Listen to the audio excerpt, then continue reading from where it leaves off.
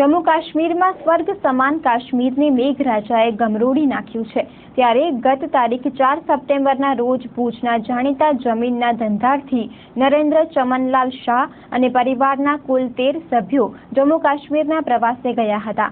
આજ રોજ જૈન પરિવાર ભુજ પરત ફરનાર હતું, પરંતુ પરિવારના 13 સભ્યોનું છેલ્લા 3 દિવસથી કોઈ સંપર્ક નહીં હોવાથી નરેન્દ્રભાઈ ચમનલાલ શાહના માતા ચંદ્રમણીબેન અને નરેન્દ્રભાઈના ભાઈ શૈલેષ ચમનલાલ શાહ અને સગા સ્નેહીઓ ભારે ચિંતાતુર બની ગયા છે। છેલ્લા 3 દિવસથી કાશ્મીરના પ્રવાસે ગયેલા નરેન્દ્રભાઈ અને પરિવારના 13 સભ્યોનો કોઈ સંપર્ક થતો નથી। પરિણામે માતા સહિતના સભ્યો ભારે ચિંતાતુર બની રહ્યા છે। ભુજની અભય કલર લેબના માલિક અને નરેન્દ્રભાઈના પરિવાર જેવા સભ્યો અભયભાઈ શાહે જણાવ્યું હતું કે ભુજના 22 ઓરિએન્ટ કોલોનીમાં રહેતા એસ્ટેટ બ્રોકર નરેન્દ્રભાઈ તેમના બેન બનેવી ભાઈઓ એમ કુલ મળી પરિવારના 13 સભ્યો ગત તારીખ 4 સપ્ટેમ્બરના રોજ કાશ્મીરના પ્રવાસે ગયા હતા। તેઓ સૌપ્રથમ શ્રીનગર ખાતે મુકામ કર્યો હતો। ત્યાં લેક તળાવ પાસે આવેલ મહાત્મા હોટેલમાં તેઓએ મુકામ ફરમાવ્યો હતો। 3 દિવસ પહેલા મહાત્મા હોટલમાંથી અહીં એક મેલ આવ્યો હતો કે નરેન્દ્રભાઈ ચમનલાલ શાહના પરિવારના 3 સભ્યો અત્રે ફરવા આવ્યા છે અને આ ફ્લડની પરિસ્થિતિમાં આવી ગયા છે। ત્યારબાદ છેલ્લા 3 દિવસથી નરેન્દ્રભાઈ અને તેમના 13 સભ્યો કે જે કાશ્મીરના પ્રવાસે ગયા છે તેમનો કોઈ સંપર્ક થતો નથી। તેમના સાથે સરકારી અધિકારી અને તેમના બહેન ઉર્વશીબેન શાહ, કોચીનથી આવેલ હિનાબેન વગેરે પ્રવાસમાં સામેલ છે।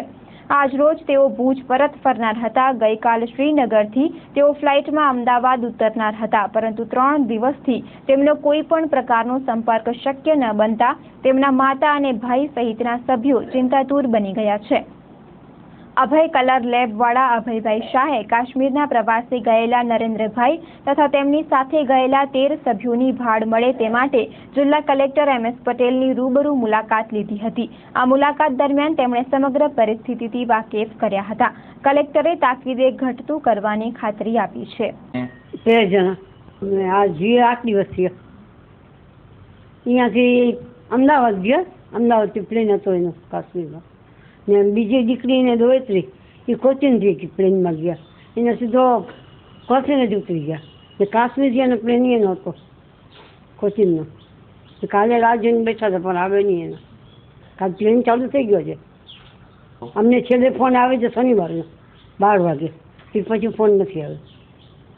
ચિંતા તો હોય ને ભાઈ, આખો કુટુંબ 13 જણાથી મારા જમાઈ દીકરી દીકરા હોવ થાય તો ખરી ને ચિંતા મને। તો આ દીકરાઓ જવાના હતા પણ નસીબ જોગી નથી ગયા, મેં કંઈક દોસ્તી હું રહીએ છીએ ઘરમાં। ટોટલ 13 જણા અહીંયાથી ભૂજથી ગયા છે। 8 દિવસ થયા અહીંયાથી કાશ્મીર। છેલ્લે રાતના 2 દિવસ પહેલાં રાતના ફોન આવ્યો હતો કે આ લોકો એકદમ સેફ છે, ચિંતા કરશો નહીં। તો એના પછી કોઈ જાતનો કોન્ટેક્ટ થતો નથી। ઘણી ટ્રાય કરી, ટોટલ 13 જણા ગયા છે 8 દિવસ આપણે 30 તારીખના, અને આજે આવવાના હતા ભુજ, હજી સુધી આવ્યા નથી ભુજ, અને કોઈ જાતનો મેસેજ પણ નથી। શ્રીનગરમાં એ લોકો જે હોટલમાં ઉતર્યા હતા મુમતાઝમાં, એની બાજુવાળા ભાઈનો મેસેજ આવ્યો હતો અને એક રસોઈયાનો મેસેજ આવ્યો હતો કે આ લોકો એકદમ સેફ છે, ચિંતા કરશો નહીં। એ લોકોનો કોઈ મેસેજ આવ્યો નથી 3 દિવસ થયા।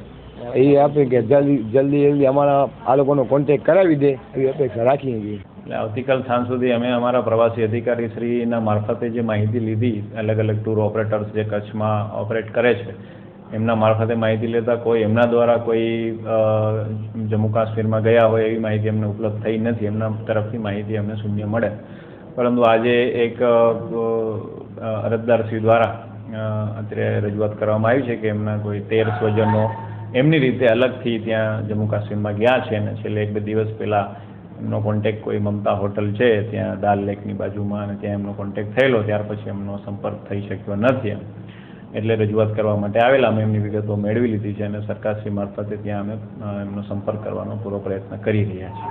એટલે અમે જે વિગતો મેળવી છે અને બધાને અમે અમારા જે સંસાધનો છે એના મારફતે અમે વિગતો મેળવી છે, અને જેમ પેપરમાં વાંચી આપના માધ્યમથી જેમ અમને સંપર્ક કર્યો છે એવું કાંઈ હોય તો અમારો સંપર્ક કરે તો અમે ગુજરાત સરકારશ્રીના માધ્યમથી ત્યાં પૂરા પ્રયત્ન કરીશું.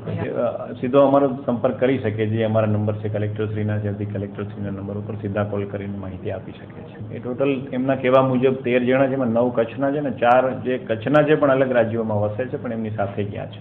અમે એમની યાદી મેં એમને કીધું છે કે યાદી તમે આપી દો મોબાઈલ નંબર સાથે, એમના અહીંના જે સંપર્ક નંબરો, અહીંના એમના સ્વજનો છે એમના પણ સંપર્ક નંબરો મેળવી રહ્યા છીએ. અમે અમારા ડિઝાસ્ટર શાખા મારફત ત્યાં સરકારશ્રીમાં પણ વિગતો પહોંચાડી અને પ્રયત્નો કરીએ છીએ કે એમનો કોઈ સંપર્ક થઈ શકે.